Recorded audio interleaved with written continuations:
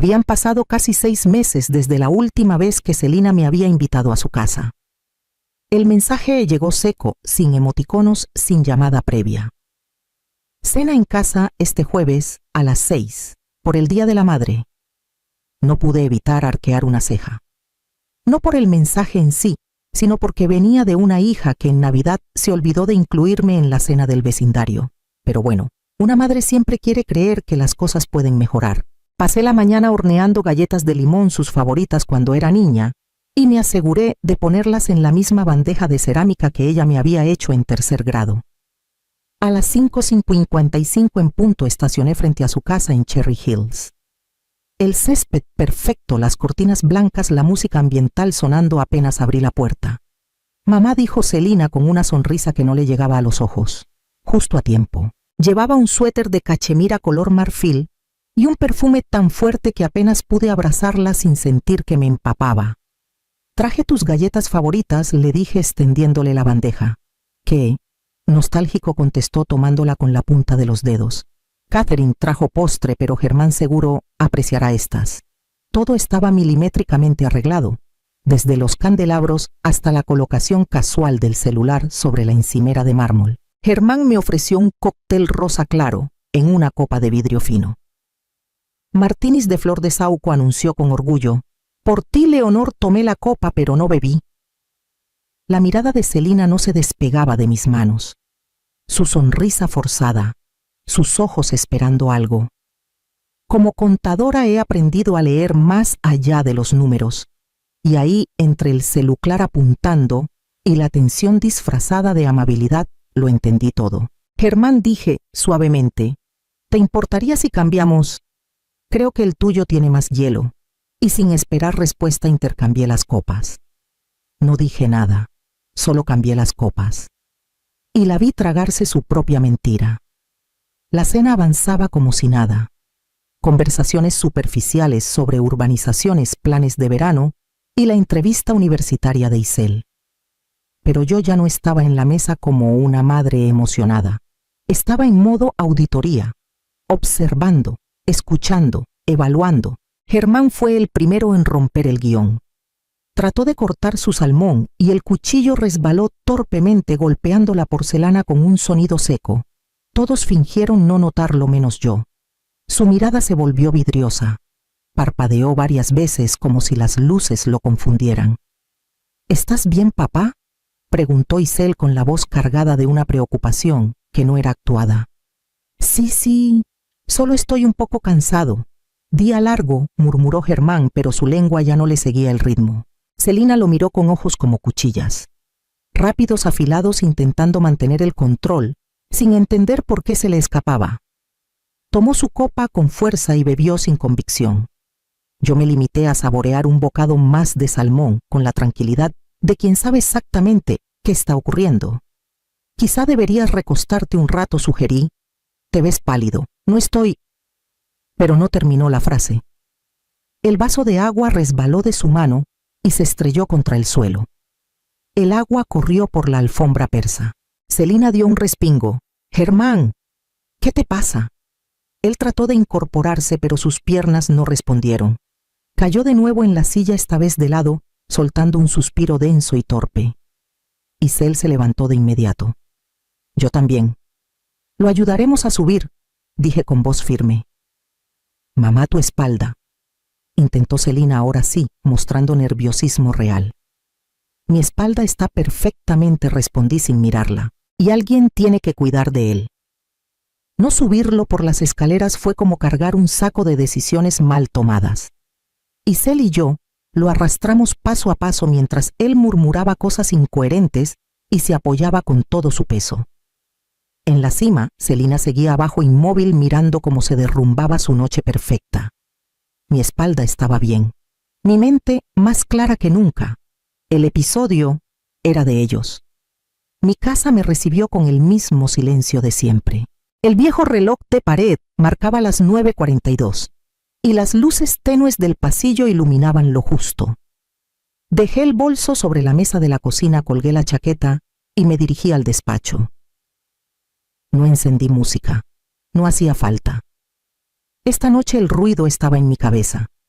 Me arrodillé frente al escritorio de roble, el mismo que George me regaló en nuestro aniversario número 10. Saqué la pequeña llave de latón que llevaba siempre conmigo cosida en el forro de mi bolso y abrí el cajón inferior.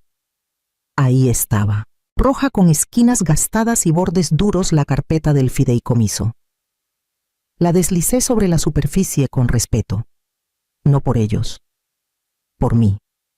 Porque ese archivo era testimonio de cada renuncia que hice durante 15 años. Acomodé las hojas por orden.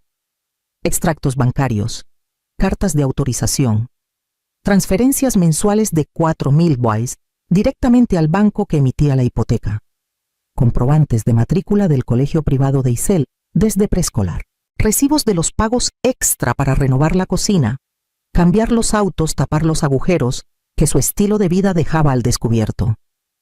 Todo estaba ahí, 847.000 $, casi 1 millón. Mi jubilación, mis vacaciones no tomadas, las horas extras que acepté sin que nadie las viera. Y al final de todo, la joya que yo misma exigí incluir cuando firmé ese fideicomiso con Julián. La fideicomitente se reserva el derecho absoluto de cancelar todas las distribuciones sin previo aviso en cualquier momento, a su total discreción. Respiré hondo. Ya no era una mamá cansada que aceptaba todo por amor. Ya no. Ya no sería la proveedora invisible, sería la arquitecta de sus consecuencias. Me serví una taza de té de manzanilla y la dejé enfriar mientras marcaba el número. No confiaba en tratar este tipo de cosas por celular. El teléfono fijo de casa, con su tono firme y claro, me daba la seriedad que la situación requería. Leonor, la voz de Julián Rosales, sonó familiar con ese tono pausado de quien ya sabe que algo importante está por venir. Buenas noches, Julián. Sé que es tarde, pero necesito activar una cláusula, la del fideicomiso de Celina. Hubo un breve silencio al otro lado de la línea. Pude imaginarlo acomodándose las gafas, abriendo su libreta. ¿Estás segura? Completamente. Quiero suspender todas las transferencias. Hipoteca, gastos de mantenimiento, matrícula. Todo menos el fondo educativo de Isel. Ese permanece intacto y debe pagarse directamente al colegio, no a sus padres. ¿Qué ocurrió? No respondí de inmediato. Mi mirada se posó en la taza ahora con el vapor casi disipado. Digamos que mi hija intentó grabar un episodio de humillación materna para compartirlo online. Y digamos que esa copa, la que iba a dejarme en ridículo, terminó en otras manos. Julián exhaló como si le doliera. Leonor, eso es grave. Sí, pero no es impulsivo. Tengo 15 años de pruebas documentadas. Cada centavo que salió de mis cuentas está en esa carpeta. Solo necesito que hagas lo que ya estaba previsto: cortar el hilo. Mañana a primera hora lo gestiono, dijo con firmeza. El banco será notificado antes del mediodía. El pago de este mes no saldrá. Gracias, Julián. ¿Estás bien? Estoy lúcida. Eso es más que suficiente. Colgué y por fin tomé un sorbo de té. Tibio. Preciso. Como la decisión que acababa de tomar. No pedí justicia, pedí exactitud. Y en eso los números no fallan. El primer llamado llegó el miércoles a las 9:12 de la mañana. Un número desconocido. Señora Beltrán, dijo una voz seca. Habla Constance Weber del First National Bank. Llamo en relación a la hipoteca de la propiedad ubicada en Cherry Hills. El pago del mes no fue procesado. Correcto, respondí sin alterar el tono. Ya no me ocupo de esos asuntos. Hubo una pausa incómoda. ¿Sabe usted cómo podríamos contactar al señor o la señora del solar? No tengo cómo ayudarla, concluí y colgué. A las 10:40 el celular vibró. Germán, Leonor dijo. Apurado, hubo un error con el banco. Dicen que se cerró el fondo fiduciario. ¿Sabes algo? Sí. Lo cerré yo. ¿Qué? No puedes hacer eso. Contábamos con ese apoyo. No contaron conmigo cuando intentaron grabar mi confusión, Germán. Se quedó mudo unos segundos. Fue un malentendido. No fue un malentendido. Fue un cálculo. Y ahora te toca hacer los tuyos. Colgué. No tenía energías para enseñarle a sumar. Al mediodía, Celina apareció sin avisar. Su SUV, blanca, estacionada de cualquier forma frente a mi jardín bien podado. Tocó con insistencia hasta que abrí. Mamá empezó con una voz que no le temblaba por tristeza, sino por frustración. ¿Qué estás haciendo? Tomando control de mi dinero. Algo que tú hiciste con mi dignidad. Y vas a castigar a todos por una broma. Una broma. Drogar a tu madre para grabarla desorientada es una broma. Sus ojos se llenaron de lágrimas. No supe si por remordimiento o por miedo. Vamos a perder la casa, dijo bajito. ¿Y qué querés que haga? ¿Seguir pagando para que puedas despreciarme con estilo mamá, por favor? Celina, yo no soy tu enemigo. Solo soy la persona que te sostuvo en silencio. Y ya no más. No gritó, no lloró. Solo bajó la mirada, como una niña pillada, como alguien que pensó que nunca habría consecuencias. Querían respuestas, y lo único que les ofrecí fue el silencio que tanto ignoraron. Apenas pasadas las 6 sonó el timbre. Me asomé por la cortina y ahí estaba Isel con una mochila colgada al hombro y una expresión seria que no le conocía. Tenía los hombros rectos, pero los ojos cargados. Hola, abuela, dijo sin rodeos. ¿Puedo quedarme aquí esta noche? Claro que sí, hija. Pasa. Entró en silencio. Dejé que acomodara su mochila en el sofá y le ofrecí limonada recién hecha. Se sentó a la mesa de la cocina esa donde le enseñé a dividir fracciones cuando nadie más tenía paciencia. Mamá y papá llevan todo el día peleando. Gritan por el dinero, por la casa, por vos. Dicen que arruinaste todo. Pero yo vi lo que pasó, abuela. Yo estaba ahí. Asentí sin apurarla. Quiero saber la verdad. Sin rodeos. Me senté frente a ella. Abrí la carpeta roja y la giré para que pudiera ver los documentos. Durante 15 años transferí cada mes $4,000 a un fideicomiso. Ese dinero pagó la hipoteca de la casa, el colegio privado, las vacaciones, las remodelaciones. Y todo sin que tus padres lo reconocieran. Isel hojeaba los papeles con las cejas fruncidas. Le señalé los recibos de su matrícula. También abrí un fondo a tu nombre. Ese no se toca. Ni tus padres pueden acceder a él. Está ahí para tu universidad, esté quien esté a tu lado. Todo esto lo hiciste vos sola, con trabajo, con ahorros, sin pedir nada a cambio. Solo respeto. Y cariño. Pero eso se fue desvaneciendo. Isel bajó la mirada. Pensé que papá ganaba mucho, que mamá era exitosa con su negocio de diseño. No, mi amor, lo que tenían no era riqueza, era fachada. Entonces, dijo despacio procesando, no éramos ricos. Le sonreí con ternura tocándole la mano con suavidad. No, eran financiados. Llegaron a las 6 en punto como si la puntualidad pudiera maquillar lo que venían a hacer. Celina traía una pequeña orquídea blanca envuelta en celofán. Germán, con su sonrisa de hombre de negocios bien ensayada, cargaba una botella de vino que probablemente no podían permitirse ahora. Gracias por recibirnos, mamá, dijo Celina dándome un abrazo que no sentí. Buenas noches, Leonor agregó, Germán asintiendo hacia Isel, quien los observaba desde la cocina. Pasen, respondí sin emoción. La cena está servida. Habíamos preparado una comida sencilla, pan fresco, pollo al horno y vegetales del jardín. Nada de platos elaborados ni vajilla de porcelana. Solo lo necesario, lo honesto.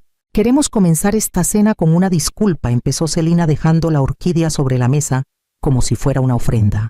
Una disculpa sincera, añadió Germán tomándole la mano. Por lo de aquella noche. Fue una terrible decisión. Fue una traición, corregí sin alterar el tono. Una puesta en escena para exponerme como si fuera un chiste. No era nuestra intención, dijo Celina bajando la mirada. No. Y la cámara en la encimera, y las copas servidas de forma tan estratégica. Silencio. Reconocemos que fuimos desconsiderados, dijo Germán. Y también que hemos dependido demasiado de tu apoyo. Eso no es una confesión. Es un inventario, respondí cortando un pedazo de pan con calma.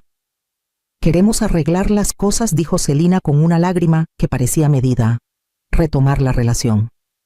Volver a empezar, antes o después de que el banco ejecute la hipoteca. Nadie respondió. Solo se escuchaba el tic-tac del reloj de cocina.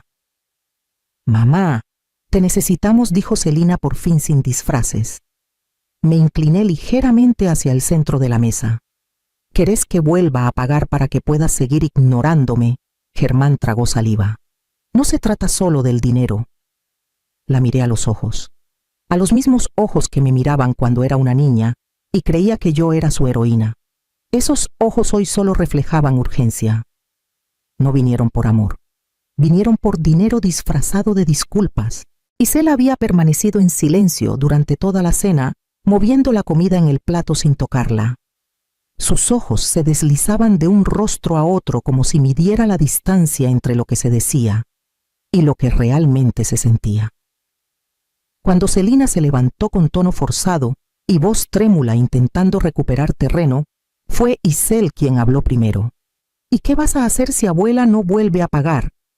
Celina se giró sorprendida por el filo en la pregunta. «Isel, esto no es asunto tuyo». «Sí lo es. Esta casa, mi colegio, las vacaciones, todo lo que creímos que era nuestro, también era parte del show». «No digas tonterías», replicó Celina perdiendo la compostura. «Soy tu madre, y eso justifica lo que hiciste. Drogar a tu propia madre por una broma, mentirnos a todos estos años, yo solo». Celina titubeó buscando una defensa que no encontraba. Germán se mantuvo callado, como si supiera que cualquier palabra suya solo empeoraría la escena. Isel se puso de pie. La lámpara colgante sobre la mesa proyectaba su sombra en la pared como la de alguien mucho mayor. «Abuela, si está bien contigo, quiero quedarme aquí esta noche. No me siento lista para volver con ellos». «Por supuesto, mi amor», respondí con una mezcla de tristeza y orgullo. «Isel, vas a volver conmigo ahora mismo», ordenó Celina con una autoridad vacía, sostenida por años de silencio comprado. No dijo mi nieta con calma pero sin temblor en la voz. «No soy tu enemiga, mamá, pero ya no soy tu aliada ciega». La tarde siguiente el sol caía con una calidez que parecía anticipar la conversación que estaba por venir. Delfina llegó con su limonada habitual, aunque esta vez olía a vodka más que a limón. Se sentó conmigo en el porche como tantas veces antes, como tantas veces en que yo callaba. Y ella miraba. Entonces dijo, mientras servía en 2 vasos, «La princesa y el príncipe vinieron con coronas torcidas, con una orquídea envuelta en celofán y un guión bien ensayado», respondí. «Pensaron que las flores podían tapar el olor a vergüenza». Delfina soltó una risa breve, pero sin alegría. «¿Y la chica?» «La chica ya no es tan chica», se quedó frente a ellos. Les dijo que no era su enemiga, pero que tampoco sería su cómplice silenciosa. Delfina alzó su vaso como si brindara. Sabía que la nena tenía algo de voz, firme, sin necesidad de gritar. Me encogí de hombros con esa mezcla de alivio y tristeza que solo conocen las madres que han soltado algo que creían eterno. Hoy Germán escribió que están hablando con abogados, que esto no puede quedar así, que hay implicancias legales. Y le contestaste no, ¿para qué? Ya lo dije todo con una firma. Ella me miró de reojo. ¿Y si de verdad se lanzan con demandas? Entonces presento cada documento, cada recibo, cada correo. Tengo un archivo más detallado que el de cualquier contador del país. Vos nunca fuiste una madre cualquiera, Leonor, ni una mujer cualquiera. El silencio se posó entre nosotras como un mantel viejo conocido cómodo. El tipo de silencio que ya no incomoda porque lleva verdad encima. Mi celular volvió a vibrar. Otro mensaje. Esta vez de Celina. «Necesitamos hablar. Por favor, estás rompiendo todo». Lo apagué. Y vos me preguntó Delfina, «¿Estás bien?» Estoy lúcida. Y por primera vez, ligera. Los colibríes revoloteaban entre la lavanda y el jazmín. El mismo jardín que cuidé cuando nadie venía a visitarme. El mismo que me acompañó en mis ausencias, en mis silencios, en mis cheques enviados sin firmar con nombre, solo con amor. No heredé poder, lo construí con cada factura ignorada, y ahora lo administro. Esa noche, mientras el agua tibia corría sobre los platos y el jabón formaba burbujas perezosas. Isel rompió el silencio con la delicadeza de quien no quiere herir, pero necesita saber. ¿Vos creés que algún día vas a perdonar a mamá? Dejé el plato que tenía en la mano y me giré lentamente hacia ella. No porque no tuviera respuesta, sino porque esa pregunta merecía un momento. No lo sé, hija, dije con sinceridad. El perdón no es un interruptor. Es un sendero largo y empinado. Y aunque uno pueda perdonar, eso no significa que todo vuelva a ser como antes. Ella dice que no sabía, continuó, que pensó que ustedes tenían un acuerdo, que no era tan grave. Solté una pequeña risa seca. No burlona, más bien resignada. Y yo pensé que el amor bastaba, que criarla sola, trabajar horas extra, pagarle la universidad, sin que lo supiera, le enseñaría a ser agradecida. Pero ves, también me equivoqué. Nos sentamos en el porche. La noche caía con una brisa suave y las luces del jardín parpadeaban como si también tuvieran algo que decir. Delfina ya se había ido, pero su taza aún estaba en la mesa. Isel se acurrucó a mi lado con una manta sobre las piernas. ¿Te dolió dejar de pagar?, me preguntó en voz baja. Menos de lo que me dolía seguir haciéndolo mientras me ignoraban. Hay silencios que pesan más que cualquier factura. Guardamos silencio unos segundos. Isel miraba al frente, pero su mano buscó la mía y la sostuvo con firmeza. ¿Y te arrepentís de haberlo hecho? De lo único que me arrepiento es de no haberlo hecho antes. Ella asintió sin hablar, y en ese gesto encontré una especie de consuelo. La certeza de que al menos una parte de mi legado estaba a salvo. A lo lejos se escuchaban voces apagadas como el eco de una familia derrumbándose sobre sus propios secretos. Pero esta casa, mi casa, estaba en paz. La casa se perdió, pero yo recuperé algo que vale mucho más: mi nombre en voz alta.